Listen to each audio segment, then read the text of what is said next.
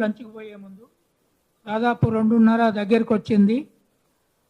ఆ స్టాచ్యూ ఎందుకు పెట్టారు? గద్దరుతో తనకు ఎటువంటి అనుబంధం ఉండడం వల్ల తెల్లాపూర్ గ్రామస్తులు కుమార్ గారు కానీ, సత్తయ్య గారు కానీ, లేదా భరత్ కానీ, కుటుంబం కానీ దాన్ని స్టాచ్యూల ద్వారా ఎందుకు ప్రచారం చేయాలనుకున్నారు? ఆ స్టాచ్యూనే రేపు అంబేద్కర్ స్టాచ్యూ ఎట్లాగైతే ట్యాంక్ బండ్ దగ్గర సెక్రటేరియట్ ముందర సింబల్ అయిందో ఆ స్టాచ్యూను సింబల్గా చేసి తెలంగాణను ఒక మలుపు మలిపి రాజకీయ పార్టీల ఈవెన్ ప్రభుత్వాల మెడలు కూడా ఉంచడానికి పెట్టిన స్టాచ్యూను ఎందుకు పెట్టారు? అక్కడ సభ పెడితే దాన్ని ఎట్లా చేయాలనుకుంటున్నారో కొల్లూరు సత్తయ్య గారు మాట్లాడారు. గౌరవ మేధావులకు, విద్యావంతులకు, సభాధ్యక్షులు కంచైలయ్య గారు, జేబీ రాజు గారు, నల్లమాస్ కృష్ణ గారు, మిత్రులందరూ, ఇక్కడ వచ్చినటువంటి గద్దర్ను జాతిపీతగా ప్రకటన చేయాలన్నటువంటి చర్చల్లో పాల్గొనడానికి వచ్చినటువంటి వాళ్ళకి అందరికి కూడా మీకు చేతులెత్తి నమస్కరిస్తూ నేను చెప్పేది ఏమంటే, ఫస్ట్ ఎవడు పెట్టినా పెట్టకపోయినా జాతిపీత మనం డిసైడ్ చేసుకోవాలా. మన ఇంట్లో బిడ్డ ఉడితే మనం పేరు పెడతాం, అట్లాగే మనం జాతిపీతగా మనం డిక్లేర్ చేసుకోవాలా. గవర్నమెంటు మీరు పాఠ్య పుస్తకాలల్లా, బుక్కులల్లా గద్దర్ పేరు పెట్టాలి, ట్యాంక్ బండి మీద గద్దర్ విగ్రహం పెట్టాలి, గద్దర్ పేరు మీద ఒక జిల్లా ప్రకటన చేయాలి. గద్దర్ను ఈ లైన్లో ఉంచవలసినటువంటి బాధ్యత తెలంగాణ ప్రజల మీద ఉంది అని చెప్పేసి మనం తెలంగాణ ప్రజలందరికీ చాటి చెప్పాల్సినటువంటి బాధ్యత మనందరి మీద ఉంది కదా అని చెప్పేసి మనం గుర్తించాల్సిన అవసరం ఉంది. మరి గద్దర్కి ఎందుకు పెట్టాలి అనుకున్నప్పుడు గద్దర్కు ఉన్నటువంటి, ఇందాక కృష్ణన్న చెప్పినట్టు, గద్దర్కు ఉన్నటువంటి క్వాలిటీస్ ఏంది, గద్దర్ లోపల ఏ ప్రతిభ ఉంది, గద్దర్ ప్రజలను ఎలా ఆర్గనైజేషన్ చేసిండు, పేద ప్రజలకు ఎలా అండగా నిలబడ్డాడు, వాళ్ళ ఆటపాటను ఏ విధంగా ఈ ప్రపంచానికి అర్థం చేసిండు అనేది ఫస్ట్గా మనం గుర్తించాల్సిన అవసరం ఉంది. ఈ రాష్ట్రంలో అనేక భూ పోరాటాలు జరిగినాయి, అనేక కుల పోరాటాలు జరిగినాయి, అనేక కార్మిక పోరాటాలు జరిగినాయి, అనేక ఉద్యమాలు జరిగినాయి. ఆ ఉద్యమాల ఎంబడంతా కూడా గద్దరు తిప్పుకొని ఉన్నాడు, గద్దరు చుట్టుకొని ఉన్నాడు. దాన్ని ఎక్కడ ఉద్యమం అని చేస్తున్నట్టు అక్కడ గద్దరు బయలుపోయింది. దాన్ని ఎవరైనా ఉద్యమకారులను అరెస్ట్ చేసిండ్రు అని అంటే పోయి ధర్నాలు చేసిండు, ఎవరైనా చంపేసిండ్రు అని అంటే శవాల శవయాత్ర తీసిండు. ఆ ఉద్యమకారులు వాళ్ళ సంచులు నింపుకోవడానికో, వాళ్ళ కుటుంబాలు నింపుకోవడానికో, లేకుంటే వాళ్ళు డబ్బులు సంపాదించుకోవడానికో చేసిన ఉద్యమాలు కాదు. ఈ దేశ సత్తు, ఈ సంపద అంతా ప్రజలది, ప్రజలకు అందరికి చెందాలి, నీ అప్పది కాదు, నీ అప్పది కాదు అని ప్రశ్నించినటువంటి ఉద్యమకారులను, ప్రజా ఉద్యమకారులను, పత్రికా విలేకరులను అందరినీ కూడా హతమారుస్తున్నటువంటి సందర్భాలు అవి. నక్సలిజం ఎందుకు కొట్టుకొచ్చింది? ఉద్యమాలు ఎందుకు కొట్టుకొచ్చినాయి అనే కోణం మనం ఆలోచన చేసినప్పుడు గద్దర్ను జాతి పీతగా, తెలంగాణ లెజెండర్గా మనం గుర్తించాల్సినటువంటి అవసరం ఉంది. అందుకు విద్యార్థులు, కార్మికులు, కర్షకులు అందరి మీద బాధ్యత ఉందని చెప్పేసి గుర్తించాల్సిన అవసరం ఉంది. అటు పార్టీలు అది చేసుకోవాల్సిన అవసరం ఉంది.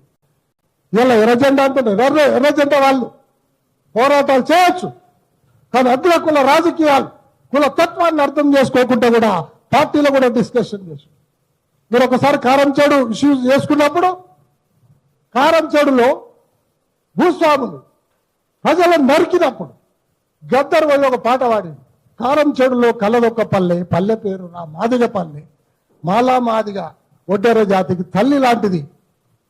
కమ్మ భూస్వాములు అంటే పార్టీలో చేర్చా, కమ్మ భూస్వాములు ఎందుకన్నా భూస్వాములు అనాలని చెప్పేసి ఒక పార్టీలో వాయిదొచ్చు. అరే అంటే కులం ఉందో ఏం చెప్పిండు, ఎందుకంటే ఆయన కులాన్ని అనుమతించండి కాబట్టి ఆ పాయింట్ రేజ్ చేయగలరు. అంత పెద్ద పార్టీ, అంత నైతిక విలువలు గల పార్టీ, భూ పోరాటాలు చేసిన పార్టీ. అరే కమ్మళ్ళు చంపిండ్రు, కమ్మ ముఖ్యమంత్రి ఉన్నాడు, వాళ్ళంతా కుట్ర చేసి చంపిండ్రు, వాడిని కమ్మలు ఎందుకు అనొద్దు అని చెప్పేసి గద్దర్ వాదించండు పార్టీలో. పార్టీ కూడా అయినారు కమ్మ భూస్వాములు అనొద్దు, భూస్వాములు అనాలని. కాబట్టి ఎవరిని కూడా వదిలిపెట్టలే. ఇది మత పునాదుల మీద ఉన్నటువంటి దేశం, ఇది కుల పునాదుల మీద పెరిగినటువంటి దేశం. అలాంటి పాలకులు పాలిస్తున్నటువంటి రాజ్యం. ఈ రాజ్యాన్ని ఈ విధంగా ప్రశ్నించాలని చెప్పిండు. అది గద్దర్కు ఉన్నటువంటి క్వాలిటీ. మీరు జాతి పీతలు ఎట్లా అవుతారు, జాతి ఫోటోలు వేసుకొని వచ్చే మధ్యలో వచ్చేసి ఏదో కథలు చేసేసి మీరు ప్రజలలో ఉండాలంటే చరిత్రగానే ఉంచుతారు. చరిత్రకారులు ఎక్కడ పోలేరు, చచ్చిపోలేరు. ఇంకా కంచాయిలు ఉడతనే ఉంటారు, ఇంకా దేవీరాజులు ఉడతనే ఉంటారు, అనేక మంది ఉడతనే ఉంటారు. మిమ్మల్ని భూస్థాపితం చేస్తారు. ఆ రోజులు తప్పకుండా భావితరాలు చేస్తారు అని చెప్పేసి మనం గుర్తించవలసిన అవసరం ఉంది. దీనికి మనం పునాదులు వేయవలసిన అవసరం ఉంది. అందుకు ప్రజలు సంసిద్ధం కావాల్సిన అవసరం ఉంది, విద్యార్థులు సంసిద్ధం కావాల్సిన అవసరం ఉంది అని చెప్పేసి మేము గద్దర్ చనిపోయినటువంటి ఒక గంటల్లో మాకు న్యూస్ వస్తే ఇమీడియట్లీ మాకు అందుబాటులో ఉన్నటువంటి వాళ్ళతో మాట్లాడి ఇమీడియట్లీ ఒక గద్దర్ గలమని ఏర్పాటు చేయాలి. గద్దర్ను మాయం చేస్తారు. ఎందుకనంటే అనేక సందర్భాలు మనం చూసినాం.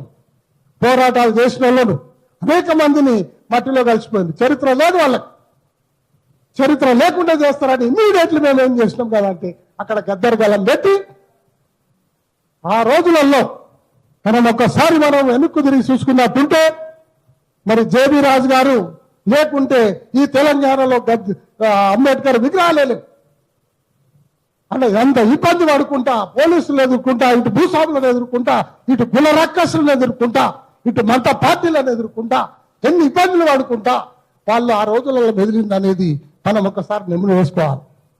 కాబట్టి మిత్రులారా, మరి ఈ యొక్క సమస్యలన్నింటినీ కూడా అన్నిటినీ కంచేలే గారు, ఆయన ప్రపంచ మేధావి, రచయిత, అన్ని భక్తులున్న వ్యక్తి కాబట్టి ఆయన భుజాల మీద వేసుకొని ఆ విగ్రహాన్ని సహకరించి అక్కడ మాకొంత తోడ్పాటై మాకు సజెషన్స్ ఇచ్చి మరి ముందుకు ఈ విధంగా పోవాలి, ఆయన అనుభవాలన్నీ మాతో షేర్ చేసుకొని అట్లున్నందుకు మరి రేపు తెల్లాపూర్లో అనుకుందామా, హైదరాబాద్లో అనుకుందామా, ఎక్కడైనా పెద్ద ఎత్తున రావాలి. పెద్ద ఎత్తున ఒక తీర్మానం చేసుకోవాలి. మనం ఏం తీర్మానం చేసుకోవాలంటే ముందుకు ఊరా గద్దర్ విగ్రహం పెట్టాలి. గద్దర్ పాటకు ఒక చరిత్ర ఉంది, ఒక్కొక్క పాటకు ఒక్కొక్క చరిత్ర ఉంది. అక్కడ బీసీ ఉద్యమం జరిగేటప్పుడు విపి సింగ్ ప్రధానమంత్రి ఉన్నప్పుడు ఎవరో రిజర్వేషన్స్ జరిగినప్పుడు రిజర్వేషన్ జరుగుతుంటే ఆయన ఉండే మంత్రి, ఆయన బీజేపీ కాదు, ఆయన హరీష్ చౌదరిని చెప్పిండు.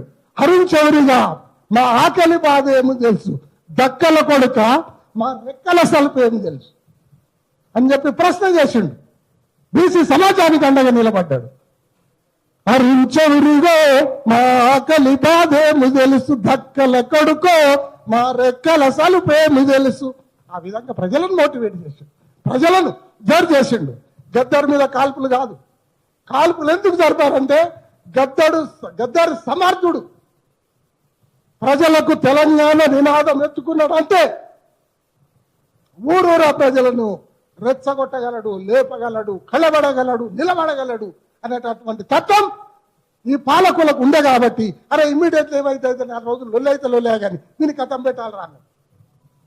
ఆయన ఆరు గుండ్లు తలిగిన వ్యక్తి. మరి నేనైతే వినలేను, మరి చరిత్ర ఎక్కడ ఉందేమో నాకు తెలియదు. కానీ 6 గుండ్లు కలిగిన వ్యక్తి బతకడం అనేది నేను ఈ చరిత్రలో చూడలే, ఈ ప్రపంచంలో నేనైతే చూడలే. మరి అట్లా చరిత్ర ఏమైనా ఉందేమో కంటాలయ్య గారు చెప్పాలా. కాబట్టి అలాంటివంటి ఇంకా మనకు సర్వీస్ చేసి ఇంకా ఈ దేశానికి సర్వీస్ చేసినటువంటి అర్హత భగవంతుడు ఆయనకి ఇచ్చాడు. మరి ఆ విధంగా అక్కడి నుంచి ఒక నెల రోజుల లోపలనే అక్కడ భువనగిరిలో ఎప్పుడైతే మీటింగ్ పెట్టిందో బెల్లి లలిత వీళ్ళంతా కలిసి ఇమీడియట్లీ ఆయన మీద జరిగింది. ఆ రోజుల్లో గద్దర్ ఒక మాట చెప్పిండు ఎన్టీ రామారావు గవర్నమెంట్ ఉన్నప్పుడు. ఎన్టీ రామారావుని అడగొట్టడం ఎవరి చేత కాదు, ఇక అది కాదు ఇది కాదు అన్ని చర్చ జరుగుతున్నాయి, పత్రికలన్నీ రాస్తున్నాయి. అక్కడ ఒక కమ్మైన పత్రిక, ఇక్కడ ఒక ఆయన కులానికో పత్రిక ఉంది కదా, అన్ని రాస్తున్న సందర్భంలో గద్దర్ ఒక డిక్లరేషన్ చేసిండు, నాకు పర్మిషన్ ఇవ్వమను, దీని కథ ఎంతో చూస్తా అన్నాడు. దీని గవర్నమెంట్ వడగొట్టక పని కావాలని అన్నాడు. అలాంటివంటి వర్త్ ఉన్న వ్యక్తి, అలాంటివంటి శక్తి సామర్థ్యాలు ఉన్నటువంటి వ్యక్తి, ఆ వ్యక్తి ఈ తెలంగాణకు తండ్రి ఎట్లా కాడు అని చెప్పేసి మనం అడగాల్సిన అవసరం ఉంది. మన మీద బాధ్యత ఉంది. మన మీద బాధ్యత లేకపోతే మనకు లైఫ్ అర్థం లేదు. నేను అదే తెల్లాపూర్లో ప్రజలకు చెప్పిన, అయ్యా మనం ఈ గ్రామంలో గద్దర్ విగ్రహం పెట్టకపోతే మన లైఫ్ అర్థం లేదు. కాబట్టి మీరు ఎవరు రూపాయి ఇచ్చినా ఇవ్వకపోయినా నా సొంత డబ్బు పెడతా, గద్దర్ విగ్రహాన్ని నిలబెడతా అని చెప్పేసి ఇంకా 4 గ్రామాలకు పెడతా, ప్రతి జిల్లాకు పెడతా, నా సామర్థ్యం ఎంత ఉంటే అంత పని చేస్తా అని చెప్పేసి అందరి యువకులకు ఆనాడు నేను మాట చెప్పాను, నాకు వీలైనంత వరకు. కాబట్టి మిత్రులారా, మీరందరూ విద్యార్థులు, నేనేం చదువుకోలే, నాకు ఉన్నటువంటి పరిజ్ఞానంలో నాకు తెలిసినటువంటి పద్ధతుల్లో నేను పనిచేసుకుంటా పోతా. వీలైనంత వరకు మీరందరూ కూడా అండగా ఉంది. మీరంతా ఒక డిజైన్ చేయండి, ఆ డిజైన్ ప్రకారం మోదాం, గ్రామ గ్రామాన గద్దర్ విగ్రహాలు పెడదాం, గ్రామ గ్రామాన గద్దర్ మా తండ్రి అని చెప్పుకుందాం, మా వారసుడు అని చెప్పుకుందాం. అంత పని చేసిండు.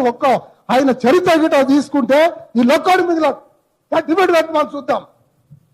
కాబట్టి మిత్రులారా, మీ అందరికీ కాలతీతం అయిపోయింది, లంచ్ టైం అయింది. కాబట్టి మరి మీరందరూ కూడా ఈ గద్దర్ ఈ ప్రోగ్రాంకి వచ్చినందుకు మరి అందరినీ ఆశీర్వదించి మీరు ఈ ప్రోగ్రాం సక్సెస్ చేయాల్సిందిగా కోరుతూ సెలవు తీసుకుంటాం. మిత్రులారా, ఇప్పుడు లంచ్ టైం అయింది. ఇప్పుడు ఏం చేద్దామంటే తెల్లాపూర్లో 6వ తారీఖు నాడు పెద్ద ఎత్తున సభ సదస్సు అవన్నీ పెట్టాలనుకుంటున్నాం కనుక జేబీ రాజు గారి చేతుల మీదుగా ముందు మనము పోస్టర్ ఆవిష్కరించుకుందాము. తర్వాత జేబీ రాజు గారు 2 మాటలు మాట్లాడతారు. ఆ తర్వాత మనము లంచ్కి పోయి వచ్చి మళ్ళా కూర్చుంటాము. కూర్చొని మిగతా మాట్లాడే మిత్రులు మాట్లాడిన తర్వాత ఇంకోటి మనం చేయాల్సింది ఏంటంటే 6వ తారీఖు నాడు ఎట్లా సక్సెస్ చేద్దాం.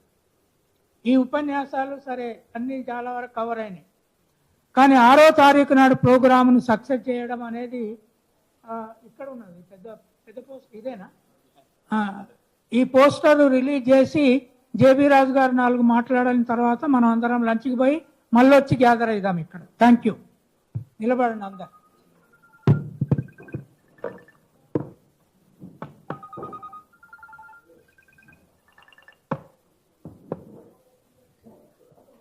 అందరు పట్టుకొని పోస్టర్ అక్కడ 2 ఉన్నో నీకు ఇచ్చే.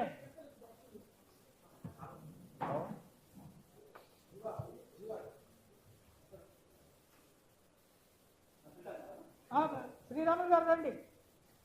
మొన్నం శ్రీరాములు గారు వచ్చారు. ఆయన చాలా సీనియర్ నాయకులు, గద్దర్తో నిరంతరంగా తెలంగాణ పోరాటం చేసిన